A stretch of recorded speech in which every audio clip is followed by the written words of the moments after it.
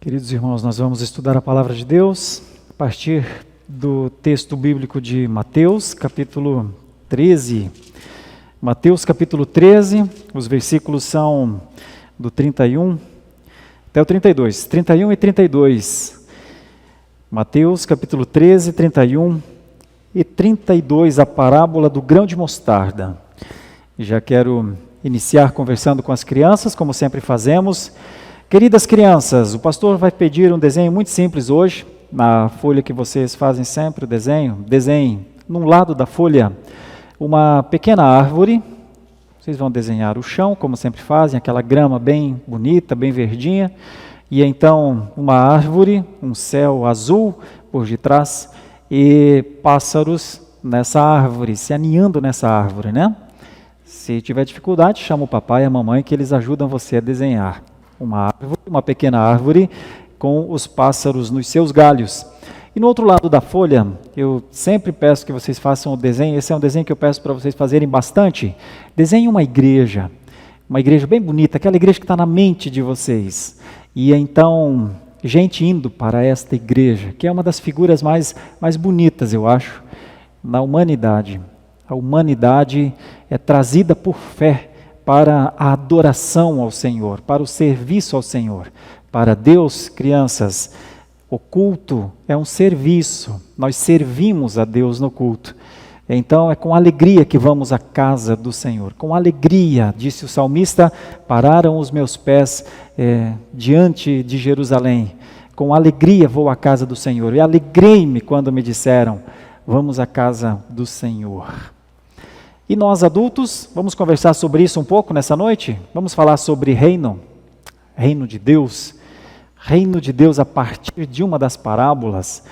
Bom, eu vou ler a parábola do grão de mostarda, mas eu já adianto que eu não sou agrônomo, não sou agricultor, embora tenha crescido no interior, mas eu não quero fazer um tratado sobre plantio de mostardas nessa noite. Então, a ênfase aqui é o reino. Nós vamos pensar na parábola, mas o assunto é o reino de Deus, tá bom? Não vou dividir a parábola em uma, duas ou três divisões a partir de coisas que a parábola tem. Até porque as parábolas não são para serem expostas assim, as parábolas têm um sentido por detrás. E é esse sentido que nós vamos explorar, tá? Então, vejamos o que está aqui na parábola. Outra parábola lhes propôs, dizendo, o reino dos céus é semelhante a um grão de mostarda, que um homem tomou e plantou no seu campo, o qual é, na verdade, a menor de todas as sementes, e crescida é maior do que as hortaliças, e se faz árvore, de modo que as aves do céu vêm aninhar-se nos seus ramos. Por isso eu pedi às crianças que fizessem esta pequena árvore, com pássaros aninhando-se a este arbusto, arbusto, é porque as mostardeiras, né? Essa mostarda, especificamente essa árvore aqui, que era muito comum na Palestina nessa época, ela se chama Sinapsis nigra. Ela não é uma planta muito grande, é uma planta pequena, assim, entre 1,5 m e 3 metros de altura. O detalhe é o tamanho da sua semente. Então, a semente é tida aqui como a menor de todas. Aí os estudiosos da agricultura vão dizer, mas a mostarda não é a menor das sementes. A menor das sementes possivelmente seja a do morango, mas não havia morangos aqui nessa época. Então, tenhamos em mente que para eles, para a cultura popular do seu tempo, o grão de mostarda era realmente muito pequeno, 1,5 milímetro. Nós não somos muito dados a esses números, mas basta lhe dizer que era do tamanho da cabeça de um alfinete. Então, bem pequena mesmo esta semente. E era para o povo de Israel, para o povo daquele tempo, realmente alguma coisa intrigante assim. Como uma semente tão pequena pode dar uma árvore desse tamanho? Né? O contraste entre a insignificância em termos de tamanho e de peso da semente e depois o tamanho entre as hortaliças, por exemplo. Aqui dá uma ideia de que é numa horta, né? Mas nós também temos os outros dois evangelistas, que um fala que é numa horta, outro fala que é numa terra, e Mateus diz que é no campo, até porque Mateus escrevia pensando nos judeus, e os judeus mesmo não tinham o hábito de criar mostarda nas suas hortas. Então, são ensinos que se completam apenas para dizer, como é pequeno o grão de mostarda, né? Como é pequeno, e ao mesmo tempo, como ele fica grande depois. É isso que o Senhor Jesus explora nesta parábola, aliás, não só nesta. Aqui em Mateus capítulo 13 são 7. 4 parábolas Jesus fala para a multidão, ele diz, para todos, para os seus discípulos e para todas as pessoas. Depois ele se resguarda a um lugar e fala mais 3 parábolas, então só para os seus discípulos. Essa aqui é uma parábola que fala dessa expansão, desse movimento do reino de Deus. E ele fala de 2 formas aqui nesse contexto. Então, um contexto um pouquinho mais estendido é de 7 parábolas, mas um contexto mais próximo é que essa parábola ela está junto à parábola do fermento, que é logo a seguir, aí do versículo 33, a parábola do fermento. E alguém que estuda, analisa, propõe uma coisa que é muito plausível, é que a parábola do grão de mostarda aparenta o crescimento interno do reino, que nós vamos entender aqui o que é crescimento interno. E a parábola do fermento aponta para o crescimento externo do reino. Então são 2 parábolas que se completam. Nós vamos pensar aqui nessa primeira, a parábola do grão de mostarda, que Jesus contou, falando que ela se assemelha ao reino, ou o reino é semelhante a um grão de mostarda. Vamos pensar um pouco sobre isso. Nós temos pensadores, um deles chama-se Howard Marshall, ele usa uma analogia interessante, ele diz que o reino de Deus, ele tem um minúsculo começo, mas o seu alcance é o mundo inteiro. Bom, que reino é esse então? O que é o reino que Jesus está querendo falar? Que reino é esse que nós precisamos conhecer nos dias atuais? Será que nós conhecemos o reino de Deus? Será que é claro para nós o que é o reino de Deus? Nós nos consideramos integrantes do reino de Deus? Deixa eu lhe falar uma coisa, a palavra é teológica, no primeiro momento ela é um pouco distante da nossa realidade. Mas para que entendêssemos, ou uma demonstração de que entendemos o reino de Deus, isso nos faria verdadeiramente nomistas. Nomistas. A ideia de nomismo é que nomos é lei. A palavra nomos é lei. Então nós somos os da lei. Se nós entendemos que o reino de Deus é governado pelo Rei absoluto, então nós temos que saber como viver dentro deste reino. E como é que a gente sabe como viver? Como é que a gente sabe num país como o nosso, qual é o nosso direito de ir e de vir? Como a gente sabe? Como a gente avalia convivência dentro de um reino, se nós não compreendemos as regras? Então, quem sabe que Deus é verdadeiramente o rei, quem reconhece, eu tenho um rei sobre mim, sabe das suas leis. Agora, se Deus não é este rei, na minha concepção, tampouco me é necessário saber das leis. Por que é que eu vou saber das leis de um rei que não me governa? Mas Jesus está falando de um reino real, de um reino em que há um rei. E ele fala que este reino é governado pelo seu Pai, por Deus, o nosso Pai, e ele funciona mais ou menos dessa maneira. Ele é um reino que, num primeiro momento, ele é tão pequeno. Hoje, nós somos lembrados, em termos explícitos, que o Senhor, Yahvé, reina sobre tudo. A palavra nos diz isso o tempo inteiro. O Salmo 93, reina o Senhor, eu vou ler daqui a pouco o Salmo 93, revestiu-se de majestade o Senhor. Mas nós somos cristãos, nós estamos dentro da igreja. Para o mundo como um todo, Deus é rei.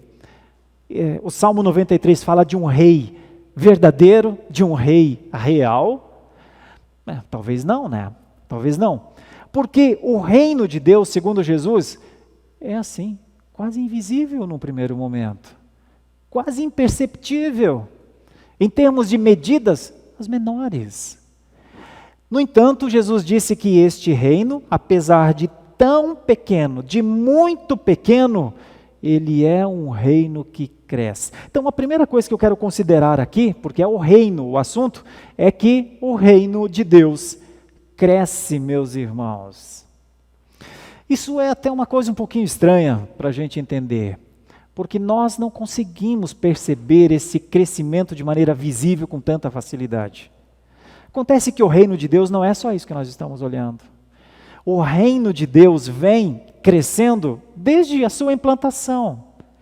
E ele cresce mais ou menos como este grão de mostarda. Teve um homem chamado Plínio, o Velho, ele, filósofo, escritor de muitas coisas, ele falou mal até da mostardeira. Ele disse assim, eu não gosto muito desse pé de mostarda não. Sabe por quê?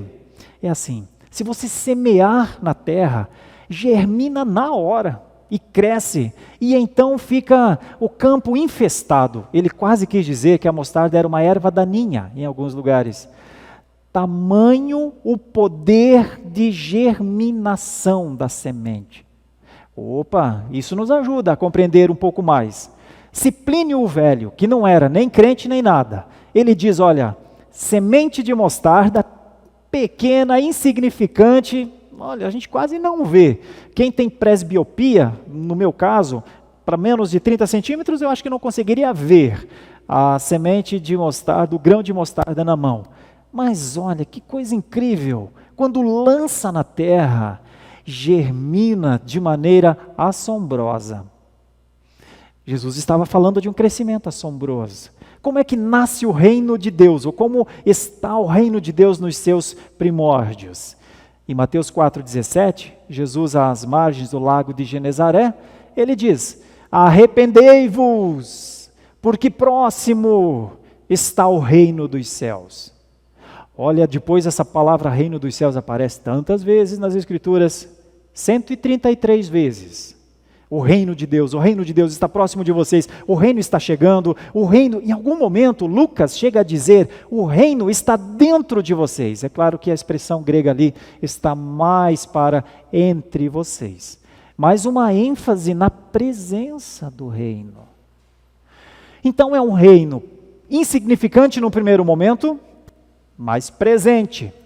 Do que é que Jesus está falando, meus irmãos? Lembrem que essa passagem ela foi falada, às multidões que estavam ali, enquanto Jesus ainda não havia ido para a cruz. E naquele momento, então o reino era verdadeiramente muito pequeno. Um dia Jesus diz, arrependei-vos, perto está o reino dos céus, e começa a caminhar mais um pouquinho, olha para um e diz, venha. Aí passa mais um pouquinho e fala, você também, venha. Aí estão agora os três, passa perto do lago, você, também, venham. Agora são 5 ou 6. Puxa, mas o que são 5 ou 6? Diante das hostes inumeráveis de soldados romanos, guardando todos os lugares de valor do império. Quem são esses pescadores? O que eles falam? De repente, pessoas dizem, nós temos que ouvir o rabino. O rabino está falando coisas muito interessantes. Esse não é o rabino que foi batizado por João? É ele mesmo. Esse não é aquele que o próprio João Batista disse a 2 discípulos, sigam a ele. Importa que ele cresça, que eu diminua. Ei, tem mais gente aí, né? Agora não são só aqueles 5 ou 6, já são 12. Olha, agora são 70. Espera aí, agora não está dando para contar. E de repente, com essa assombrosidade, eles começam a falar de coisas que ninguém quer ouvir. Ninguém quer ouvir sobre uma felicidade no choro. Ninguém quer ouvir numa alegria em meio às perseguições. Ninguém quer ouvir isso. Mas é isso que eles começam a pregar. E então eles começam a pregar coisas como, chegou o tempo, veio, a promessa se cumpriu. Olha, quando aqueles homens importantes chegam a Herodes, e conversando lá com eles, lá no reinado, no império de Roma, queremos conhecer o rei dos judeus. Agora já estão se chamando de rei. Ele é rei, então? O reino começou assim, de maneira despercebida. O rei, o Messias, veio à noite. Enquanto a igreja, entre aspas, da época dormia, ele foi anunciado aos pastores do campo. Depois ele foi anunciado por anjos lá na estrebaria, na manjedoura. Olha o reino. Mas ninguém vê o reino. Quem é que está vendo o reino, na verdade? O seu crescimento é verdadeiramente assombroso, porque, primeiro, embora ele seja anunciado, ele não é esperado. Todo o crescimento do reino é um susto para as gerações. E assim é o reino, segundo Jesus.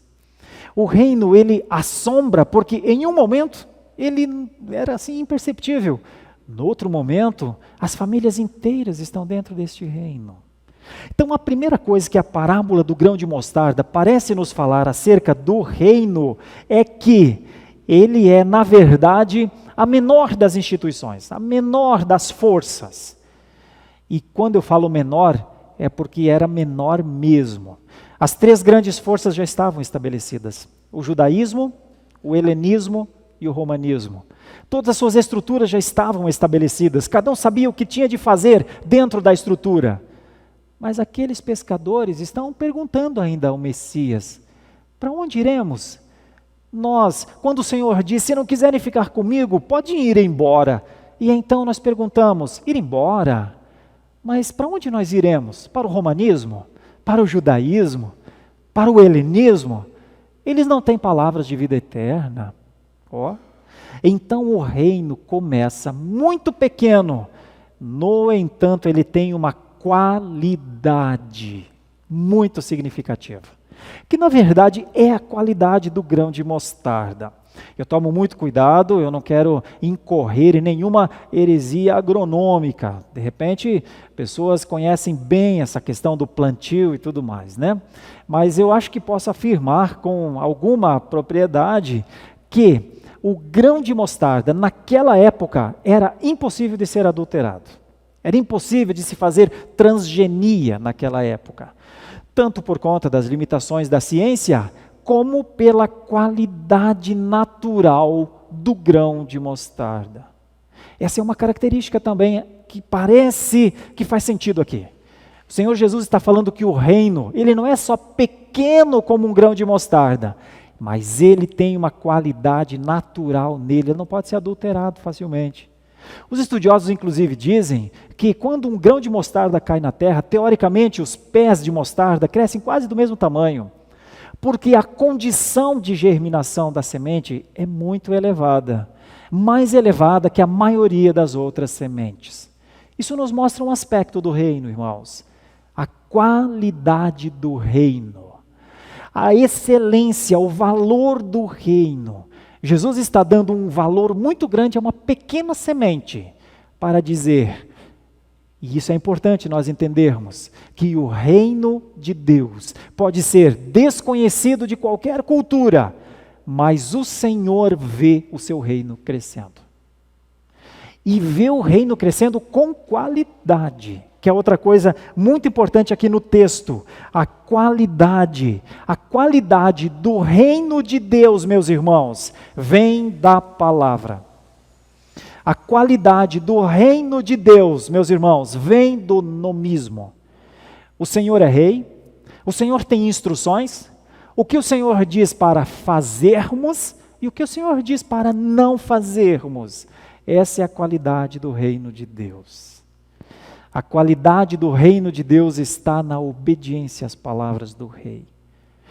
Leis para todos os povos é uma coisa muito ruim.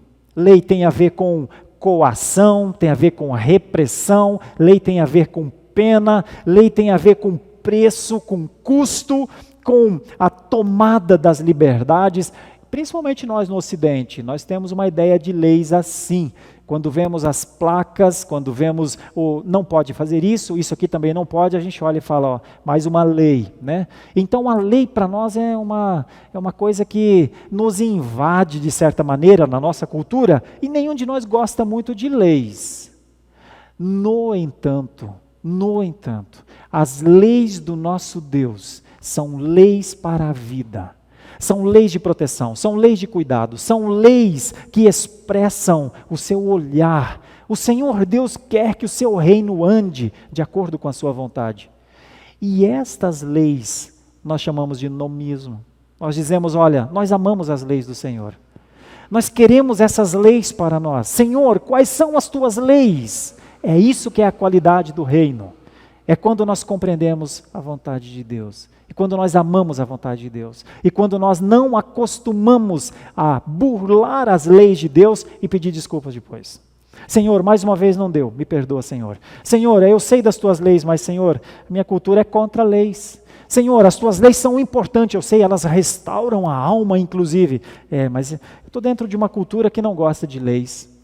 E então, meus irmãos, nós corremos um sério risco de termos um rei que tem um reino com uma palavra que nos orienta como viver, mas nós atribuirmos ao Senhor das leis espirituais, ao Senhor o sentido que damos à lei na cultura.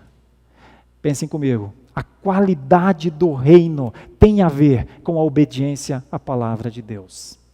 Se tem uma coisa, queridos irmãos, que o mundo jamais conseguirá imitar, é a qualidade de fé dos filhos de Deus.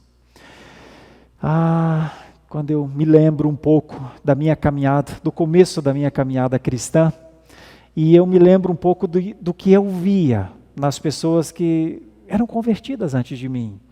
E então, quando a gente chega a essa nova forma de viver, a gente chega com as nossas leis. E a gente imagina que pode viver com aquelas leis. A lei do jeitinho, muitas vezes, a lei da mentira, a lei do egoísmo, a lei das exigências, das cobranças, muitas vezes, da vingança. E a gente pensa que consegue viver assim dentro do reino de Deus e não consegue. A gente não consegue. A gente pode até tentar, mas a gente não consegue. Sabe por quê? Porque a qualidade do reino de Deus nos esmaga, tira as nossas forças. A qualidade de como as pessoas, os cristãos verdadeiros vivem, nos constrange. E então nós passamos a viver no meio de um povo que não grita, que não se ira a todo momento, que não culpa os outros pelos seus problemas a todo momento. Então nós começamos a ver um jeito de viver que não é o nosso. E então nós até, talvez num primeiro momento, pensamos, eles vão viver desse jeito aí, esse jeito todo certinho aí. Mas eu vou seguindo assim. O reino de Deus vai purificando aqueles que vão se achegando. Por quê? Porque dentro do reino de Deus, o que é que tem? A qualidade da adoração. Se a mostarda tem qualidade, essencialmente falando, no seu grão, o reino de Deus tem uma qualidade que o mundo jamais conseguirá imitar. A qualidade da entrega, a qualidade da esperança, a qualidade da alegria da comunhão, a qualidade que se tem quando se fecha os olhos e diz, Senhor, eu não sou nada, eu sou um pecador mesmo, Senhor. Senhor, como é que esse pecador pode permanecer na Tua presença, Senhor? Senhor, se o mundo que não é Teu conhecer os meus pecados, eles não me perdoam. Senhor, como é que eu posso permanecer com a minha família, Senhor, na Tua casa, na Tua presença? E então o Senhor, com Sua misericórdia, nos diz, meu filho morreu por você. Meu filho te dá essa vida. Meu filho te dá a condição e o poder de ser chamado filho de Deus. Você pode ser adepto de seita, você pode ser simpatizante de partido, você pode ser morador de bairro, você pode ser profissional disso ou daquilo, mas você não pode ser filho de mais nada, além do seu pai ou da sua mãe, geneticamente falando, e de Deus. A qualidade que foi entregue é a qualidade que parece que Jesus está buscando dizer aqui. Conheçam o reino, entendam o que é o reino de Deus. O reino de Deus cresce, e cresce com qualidade. Bom, eu estou procurando explicar o texto, já já a gente vai aplicar isso, inclusive para as nossas crianças. A terceira ideia de reino que essa passagem me mostra, eu gosto muito dessa ideia, é a questão do alcance do reino. Qual é o limite do reino? Eu volto lá para Howard Marshall. Bom, tamanho do reino em perspectiva, em possibilidade, é o tamanho do mundo. Só isso.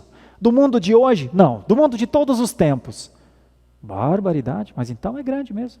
Então alcança gente que não é da nossa língua? Alcança. Nós estamos alcançando gente que não é da nossa língua ainda? Bom, com algumas limitações. O reverendo Henrique está em Moçambique, trabalhando com várias línguas, inclusive lá, né? E é uma luta, obviamente. Mas, irmãos, o que é o reino em termos de alcance, em termos de perspectiva? Eu vou falar de uma linha de raciocínio que talvez até assuste algumas pessoas, por conta de ser um tanto quanto fora da nossa realidade ainda. Mas eu imagino que esse reino vai crescer tanto ainda, que chegará um momento em que nós falaremos aqui, como eu estou falando agora, em português no Brasil, neste final de domingo, e as ferramentas, a inteligência artificial possa estar vocalizando essa palavra em línguas como árabe moderno, mandarim, chinês, russo, de maneira concomitante, e nós com contas em todos estes lugares, pregando o evangelho do reino, e as pessoas procurando nos seus monitores, smartphones ou o que for, e de repente alguém está falando ali. Isso é o reino de Deus que chegou até onde você está. E então, meus irmãos, tentem dimensionar o alcance do reino. Hoje, nós já temos um pouco disso, mas ainda tão pouco. Por isso nós temos de orar: Senhor, dá-nos mais tecnologias, faz com que esse 5G chegue logo, faz com que os nossos irmãos possam acompanhar as exposições bíblicas sem um custo tão alto de 3G, 4G, coisas assim. Eu sei, isso parece um pouco irreal. Provavelmente essa não tem sido nenhuma das tuas orações. Senhor, agora eu me prostro aqui, quero falar contigo e quero pedir, Senhor, aumenta a tecnologia, Senhor. Senhor, meu 3G está quase acabando. Senhor, faz com que isso fique mais barato para que eu possa acompanhar mais eu sei, nós não devemos estar fazendo isso, eu imagino. Mas devia, sabia? Deveríamos, porque isso é o tempo do reino, isso é o alcance da palavra de Deus. Irmãos, o alcance da palavra de Deus tem que ir além das limitações do nosso corpo físico. Esse é o alcance do reino. O alcance do reino tem que ir além, tem que ser além do que, até onde a nossa palavra pode chegar. Hoje ela chega bem distante, talvez ela chegue até ao mundo inteiro em termos de geografia, mas nós ainda falamos em português. Dá um trabalho para transliterar, para mudar isso para outras línguas. O Sandro está correndo atrás disso, nossos irmãos estão lutando. Haverá um tempo não muito distante, que nós estaremos mesmo pregando para todo o mundo, em todas as línguas possíveis. Por quê, irmãos? Porque isso é o reino. O reino alcança os eleitos de todos os tempos. E Deus, na sua graça, faz isso. É isso que essa passagem parece dizer. A árvore cresceu, os pássaros estão nos seus galhos. O reino de Deus, meus irmãos, acolhe debaixo das suas sombras, debaixo das suas asas, os eleitos de Deus. Por isso eu te fiz a pergunta no início. Nós entendemos o que é o reino de Deus? Nós entendemos o que é a explosão do reino de Deus, o crescimento do reino de Deus? Irmãos, está claro para nós o contraste entre a insignificância de uma semente como a de mostarda e o esplendor da maior das hortaliças? Irmãos, está claro para nós que nós fazemos parte do reino, nós aqui na Rua Roma 465, em São Paulo, no bairro da Lapa, e outros em todos os outros lugares, porque não acreditamos que só nós estamos certos. Eu acredito que nós estamos certos, verdadeiramente eu acredito. Acredito na nossa teologia, que dá a glória a Deus, Ele é o soberano de todos os tempos. Acredito que a responsabilidade humana deve ser assumida. Nós não podemos dizer, Senhor, Tu é tão soberano que eu não tenho responsabilidade nenhuma. Nós não podemos fazer isso. Teologia reformada não deixa a gente errar dessa maneira. Ao mesmo tempo que nós temos esse conceito teológico, eu imagino, adequado em relação à glória de Deus, em relação à nossa responsabilidade humana, mas ainda assim, meus irmãos, deixa eu dizer uma coisa de maneira muito simples, mas para nos ajudar a todos nós ainda não sabemos direito como receber com carinho cristão aqueles que estão se achegando ao reino. E o reino é assim, o reino é acolhedor, o reino oferece àquele pássaro andando por aqueles ventos difíceis, de repente um lugar para descansar. O reino de Deus é o único descanso para uma humanidade cansada de correr atrás do vento. O reino de Deus, aquele que Jesus disse, está próximo, em outro momento está chegando, em outro momento já chegou, e em outro momento agora está dentro de vocês. Isso é o reino. Por isso, quero aplicar um pouco dessa mensagem à nossa vida, nós que estamos aqui nesse tempo, nesse dia. Meus irmãos, o crescimento vem de Deus. Nós, pastores, nosso colegiado pastoral, nosso conselho, nossa junta diaconal, nossas lideranças sabem disso. Eles não sabem por que eu estou dizendo, eles sabem isso muito antes de mim, mas nós reforçamos isso sempre. Nós não somos pastores de números, nós não somos pastores de likes, nós não somos pastores de views, somos pastores de gente, porque o reino é um lugar de gente. A igreja recebe gente. Nós não pastoreamos multidões, nós pastoreamos uma pessoa. O reino cuida de um pássaro. É dito que os pássaros se aninham, mas antes de todos os pássaros se aninharem, um se aninhou. E o reino foi para ele o descanso que ele precisava. O reino de Deus, meus irmãos, cresce porque Deus faz o reino crescer. E ele está crescendo. Então, humanamente falando, fisicamente falando, cada vez que a gente vê gente nova chegando por essas portas, nosso coração vai quase para batidas perigosas. Porque, meus irmãos, nós oramos por isso. Isso é o reino crescendo. Mas como é que o reino então cresce, meus irmãos? Cresce pelo poder de Deus. Como a semente de mostarda. Porventura o plantador da semente de mostarda poderia ficar lá. Ele planta e aí ele volta no outro dia e fala assim, devia crescer mais. Não cresceu. Aí volta no outro dia e diz, olha, tem que crescer mais depressa. Não, ele não faz isso. Assim como nós não pedimos aos nossos filhos, olha, cresça rapidamente. Nós queremos que você que tem 7 anos de idade, até o final deste ano, tenha 1,90 m, tá? Não, é ilógico. Assim também é com o reino. Nós não podemos determinar o crescimento do reino.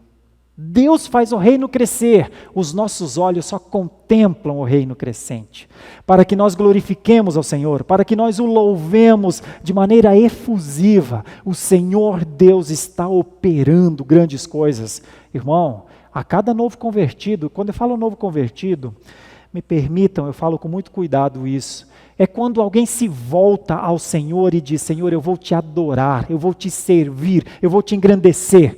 Não é convertido aquele que diz, eu aceito Jesus como meu Salvador somente. Não é. Eu acho que nós temos muitas igrejas que prestam um grande desserviço nesses dias a pessoas que têm um potencial enorme de crescimento, mas as igrejas ensinam um Deus que não é o Deus bíblico, muitas igrejas, né? Não nos cabe aqui questionar, apenas dizer que é isso que eu entendo como convertido. Convertido é aquele que virou, ele andava num caminho, ia naquela direção, e de repente ele falou, ele entendeu, aqui eu não posso seguir, eu não posso andar nessa direção. E mesmo que ele esteja dentro de alguma instituição, de alguma denominação grande e poderosa, seja o que for, ele diz, eu não posso continuar mais. E então ele se converte, ele para, ele começa a ver, ficar distante aquele olhar, e ele olha para algo que se mostra todo novo. E quem é e o que é esse todo novo? É o reino de Deus. É a graça operando, é o Senhor falando, e não falando na nuvem, ou falando por os assim diz o Senhor, aí como a turma fala de maneira tão despreocupada, mas é na palavra. Quando se volta para o Senhor, a palavra de Deus, nesse reino é ensinado que a palavra de Deus é maior do que nós. Não é eu operando a palavra aqui como quem diz, isso gostei, isso aqui eu não gostei muito, vou voltar para o que eu gostei, eu vou procurar mais coisas. Não, isso aqui eu não entendo, eu vou procurar outra. Não é assim. No reino de Deus a palavra do Senhor é maior do que nós. É dela que vem a luz para nós. E então, dentro desse reino, a palavra de Deus é a regra, É ela que mostra a lei do Senhor. Essa lei é colocada no coração. É outra coisa. E então, ao invés de seguir uma porção de legalidades, uma porção de isso pode, isso não pode, isso pode, isso não pode, a gente começa a perceber que tudo podemos. Que quando somos fracos, então é que somos fortes. E que podemos crer que o Senhor continuará nos sustentando para que vivamos. Bom, eu já estou na qualidade.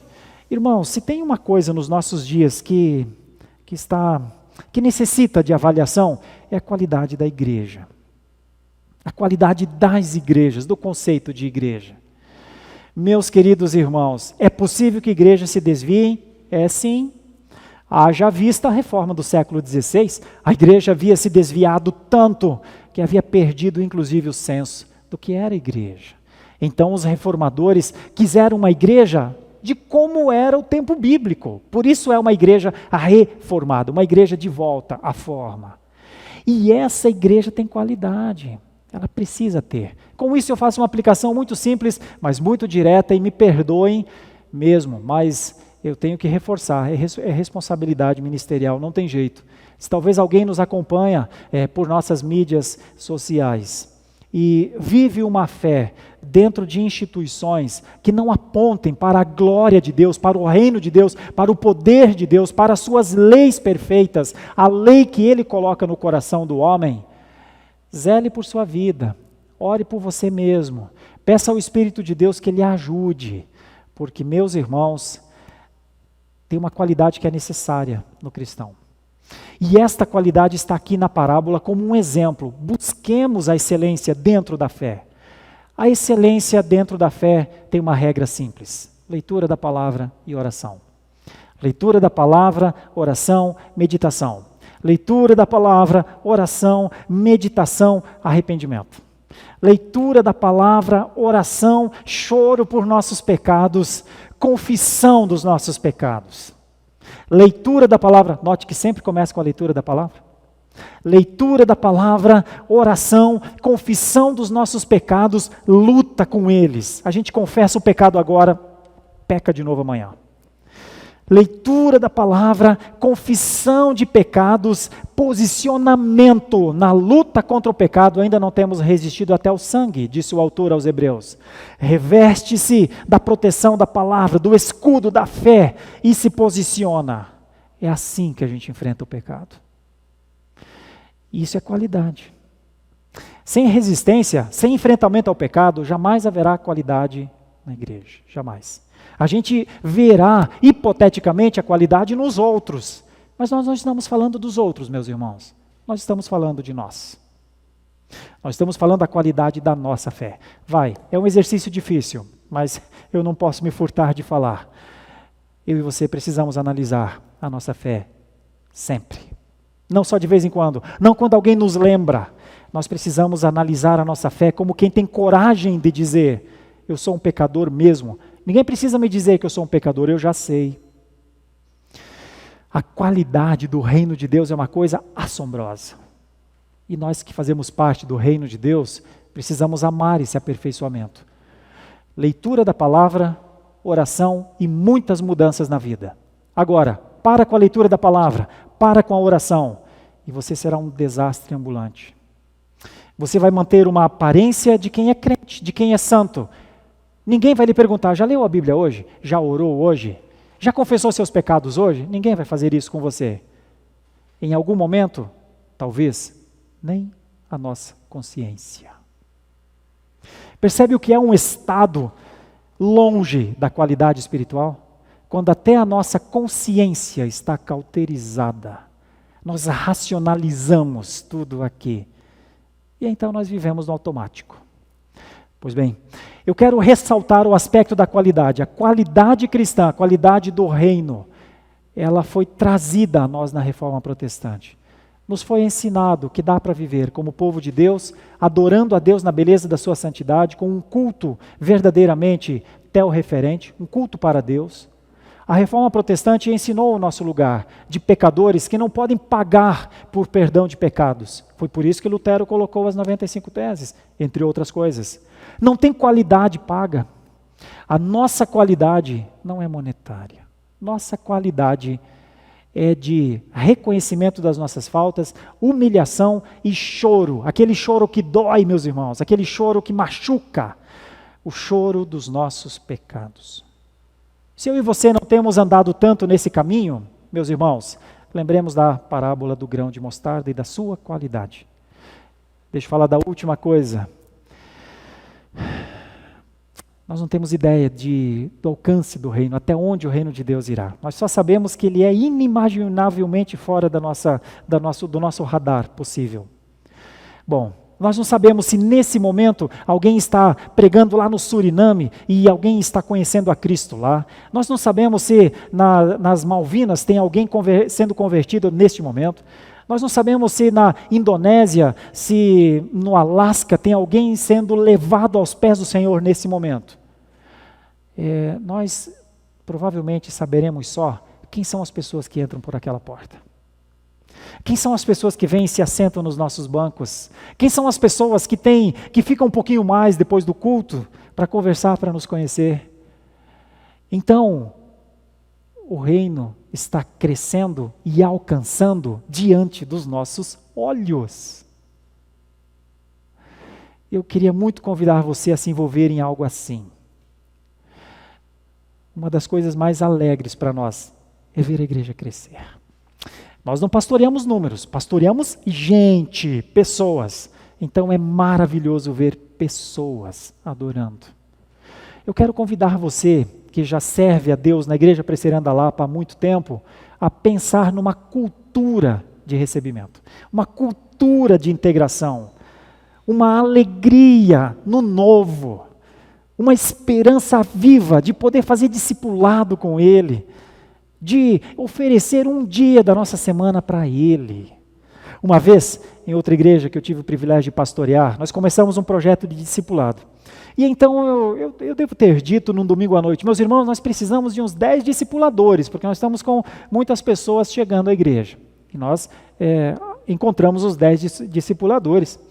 E então mais pessoas foram chegando, e então eu disse, dali uns dias de novo, agora nós estamos precisando de mais gente, precisava de mais uns 20 discipuladores. Alguém disse, 20 discipuladores, pastor? Como assim? Quem vai fazer isso?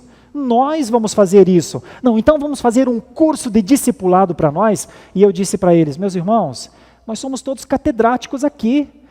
Um domingo por semana, 4 domingos por mês, 10 anos, 20 anos dentro da igreja. Isso dá mais do que um doutorado em Harvard. Um doutorado intenso em cristianismo.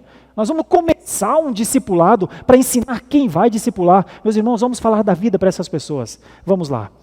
E então foi um pouco assim e tal, e nós já estávamos uns 30 discipuladores a essa altura. E então nós olhamos e vemos, olha, está faltando gente, precisa de mais. E então nós alcançamos o número de 50 discipuladores. Porque tem que contemplar, meus irmãos, que o alcance será diante dos nossos olhos. Nós não podemos contemplar que os nossos olhos ainda não viram ou não veem, ou talvez nunca verão. Mas os nossos olhos estão sendo presenteados hoje com pessoas que o Senhor Deus está fazendo passar por aquelas portas. Por isso nós não chamamos pessoas que estão novas conosco na igreja de visitantes, porque achamos que é muito arminiano, que a pessoa tomar a decisão de vir. Quem é a pessoa para tomar a decisão de vir aqui? Nós chamamos de convidados, porque foi Deus que trouxe. E se Deus trouxe, então eles precisam encontrar no nosso lugar um bom lugar para ficar. Precisam ser amados aqui com amor cristão. Precisam ser servidos aqui como quem serve. Eles precisam encontrar aqui o senso de família de Deus, porque quanto mais nós vivermos como família de Deus, mais nós alcançaremos, mais a árvore será frondosa, mais os pássaros se aninharão. E então, depois de 1 ano, 2 anos, 3 anos, sabe o que acontece? Aqueles que são recebidos hoje, eles estão envolvidos nos projetos de recepção, de integração da igreja. Como não sonhar com isso? Como viver sem sonhar com isso? Como achar que é normal não amar o crescimento do reino, irmãos? Eu quero dizer que é por isso que Jesus contou essas parábolas para eles. Olha, se preparem, porque vocês verão, diante dos vossos olhos, vocês verão a obra de Deus. Vocês verão o que é uma semente bem pequena ser uma árvore grande. E foi assim que aconteceu com o reino. O reino era tão pequeno, o Império Romano era tão grande. Só que quando o Império Romano caiu, o reino de Deus ficou. E hoje o Império Romano, há mais de 1000 anos ele caiu, mas o reino de Cristo na terra só cresce. Os helênicos se perderam, os judaizantes se perderam, mas o reino de Cristo na terra só avança. E sabe como ele avança? Ele avança porque o seu crescimento é uma explosão. Ele avança porque a qualidade daqueles que estão no reino é magnífica.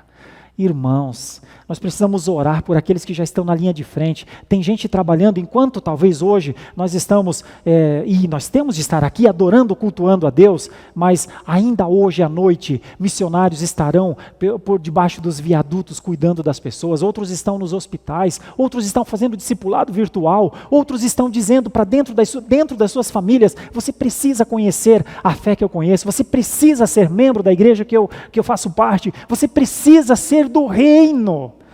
Meus irmãos, esse reino é tão dinâmico. E eu gostaria de lhe convidar, assim, vamos abrir os olhos para isso, meus irmãos. Vamos nos alegrar nas coisas que Deus está fazendo. Sabe, uma das coisas muito importantes, um dos testemunhos muito importantes de nós, é o da qualidade da fé. É importante que os novos, quando cheguem à nossa igreja, quando chegarem à nossa igreja, nos encontrem aqui. Porque já pensou, os novos chegando à nossa igreja e ninguém de nós aqui? Já pensou?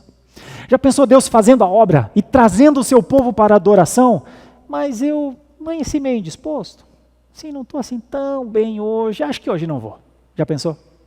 Então, o desafio que eu faço é, irmãos, nós vamos ver o alcance do reino diante dos nossos olhos. E é importante a nossa palavra, o nosso calor, o nosso testemunho, a nossa seriedade, o nosso amor, a nossa importância, o quanto nós damos importância às pessoas.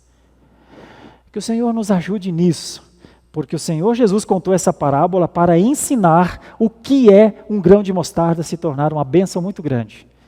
E eu estudo essa parábola nessa noite para dizer, o reino de Deus é isso, irmãos. Ele cresce, ele tem qualidade e ele alcança os eleitos. Bom, quis o Senhor que fôssemos nós, aqueles que conhecêssemos essa verdade. Agora a gente tem que propagar essa verdade. Temos de testemunhar essa verdade, porque a nossa vida é de testemunhas. Sereis minhas testemunhas, aqui, ali e lá. Que o Senhor nos dê a graça para que possamos ver o reino de Deus crescendo. Não só em números, mas também em qualidade, mas também em alcance.